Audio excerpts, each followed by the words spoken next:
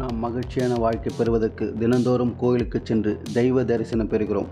நம்மில் பலர் தெய்வத்தின் அருளை பெறும் ஆர்வத்தில் நம்மை அறியாமல் ஆன்மீக சாஸ்திர விதியை மீறிவிடுகிறோம்.